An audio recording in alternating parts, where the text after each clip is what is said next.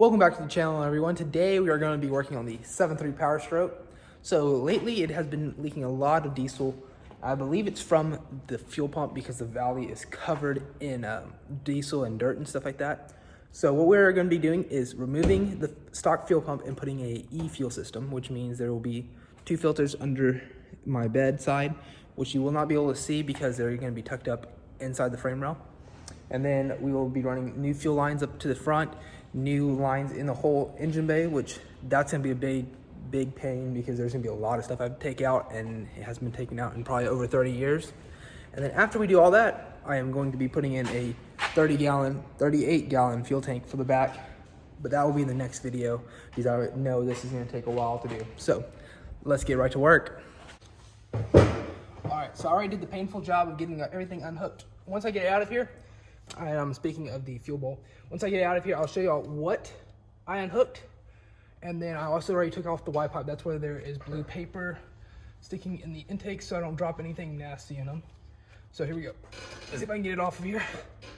I have a, what's it called? A fuel line still connected down here.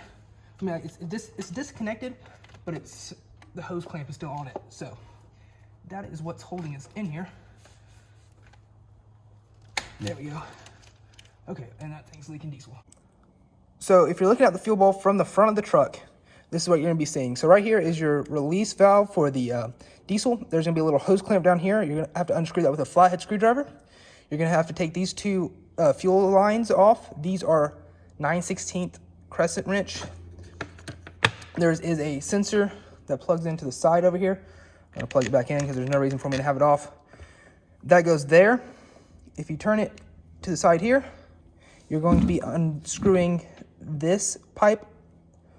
This goes down to another, I think this goes to your banjo bolt. And then back here, there's gonna be two pipes up top, which one goes, they both go to your fuel pump. And then there's one real low down here. This one's hard to get to. I cut these because they're already cracked. And then these down here, you just have to unscrew that one. And let's turn it back to this side one more time.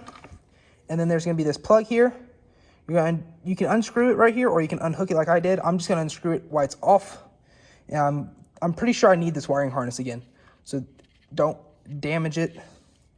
But other than that, yeah, that's all this needs. And then it has these two bolts that hold it in, and they are 13 millimeter. So I'm gonna set that to the side and get on to the next thing. So the next thing we are going to be doing is down here in the valley, which is the bottom of your engine or the top of your engine. You can see the two bolts, or the threaded bolts where I took them out for the fuel pump, and you can see how dirty this area is. It's super duper dirty under the turbo, which I'm gonna be taking out here in a second because you have to take this out for the Irate fuel system anyway. So we're gonna kind of get a steel brush, scratch this a little bit, not hard, just enough to kind of break everything up. It's extremely caked on with diesel, and it's just nasty. So what we're gonna do is get the shop vac, start sucking this out and cleaning it up.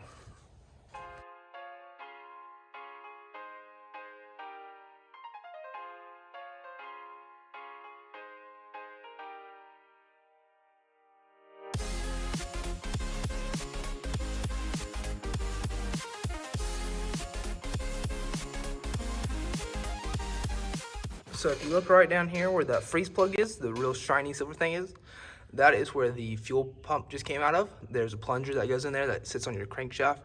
So when you pull up on this, you want to make sure you pull straight up. If not, there's a possibility that this plunger right here will just completely fall out and fall apart, and then it falls into your engine. As you can see, this one was, it just broke off. So yeah. You want to make sure you're very careful with that, or it will just break off and fall into your engine, and that would not be good. So now that we got that off, I use this extension with a socket. I don't even know what size this is, 9/16 to hammer in that freeze plug. It had no give, and I just got a hammer, tapped it in. So it is in there snug. The next thing we need to do, and the last thing we need to do, is take this turbo off to be able to get to the back two fittings. I've been working on this turbo for like 3 days now, and these bolts up top, I can't even get them to budge with the impact. So I might have to get some heat in there or something to get them off, but we're gonna try to get those off today and get this thing going. Yeah, it's on the turbo. It's on the turbo? Okay. Oh, get this thing out of there. Oh my gosh, this thing's a lot heavier than I thought it would be. So as you can see down here, we got the turbo out. I put some blue tape over there. That's where the oil inlet is. But that brass fitting over there and the one under this downpipe are the ones that you have to get to for this kit. I also might have to take off this Y collector valve. I'm going to try everything not to, but to spin this bolt on, or this 90 on, I think you have to. So hopefully, like I said, hopefully we don't have to do that. If we have to, it's just one of those things.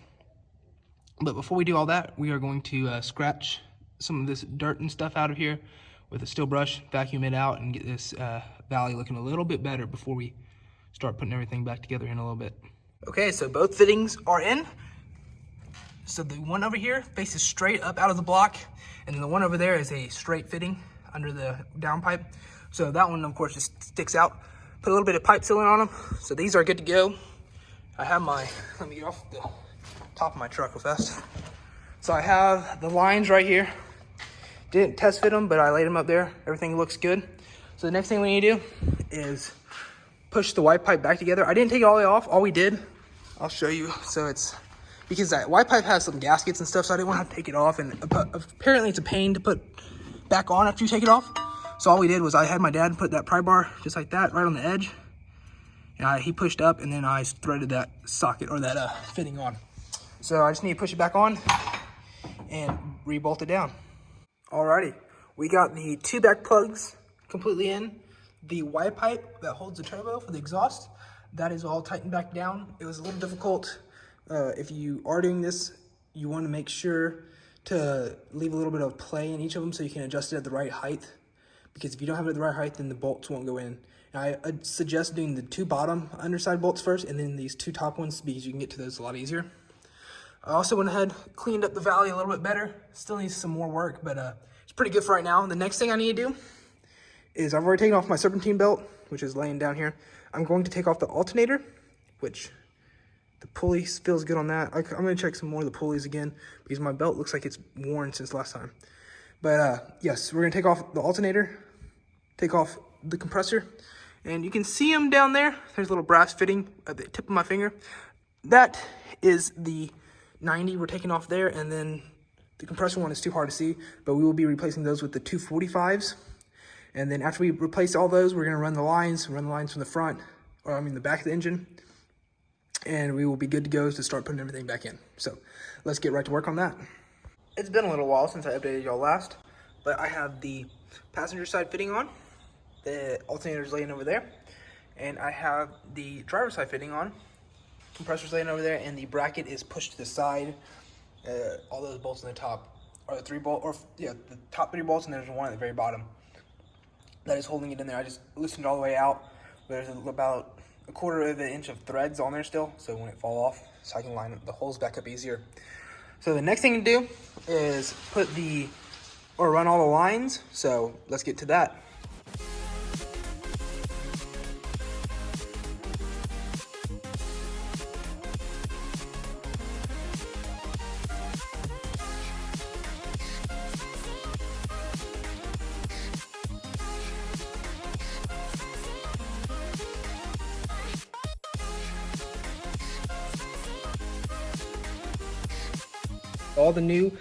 These are the return lines. So the 2 return lines are here. The 2 fuel lines from the back of the block are here. I put the T into the fuel lines. Got to run the hoses here in a second. That's why I haven't put the regulator on. But right there where the 2 return lines are, this regulator sits. You want to have it say fuel lab out towards you. You put the washer, nut, and regulator tab on top.